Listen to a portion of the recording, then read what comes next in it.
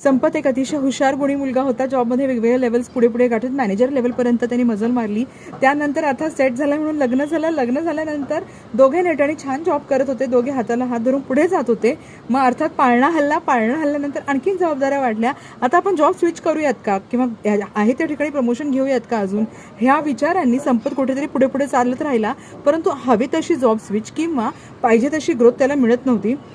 आता तो थोडा चक्रावून गेला की आता मी करावं तरी काय, आणि कुठेतरी ह्या गोष्टीचा परिणाम म्हणून घरात चिडचिड वाढायला लागली, घरात भुणभुण वाढायला लागली. आता संपतने अंतर्मुख होण्याचं ठरवलं. बरीचशी पुस्तकं त्याने चाळली आणि त्या दरम्यान लक्षात आलं की आपली जी थॉट प्रोसेस आहे ती ह्याला कारणीभूत आहे. म्हणजे कसं बघा, संपत हा विचार करत होता की मला सांसारिक जबाबदाऱ्या आहेत, घराचं लोन आहे, EMI आहे आणि ह्या पोटी मला जॉब करावा लागते किंवा मला पैसा वाढवावा लागतोय किंवा या कारणापोटी मला कुठे ना कुठे आहे त्या जॉबमध्ये कंटिन्यू करावं लागतंय.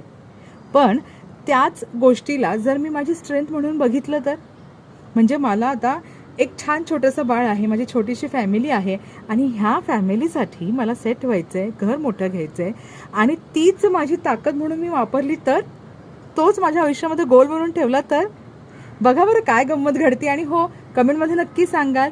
Thank you so much for watching. हसत राहा, मजेत राहा आणि हो, तृप्ती टेल्सला लाईक आणि सबस्क्राईब करत राहा. धन्यवाद.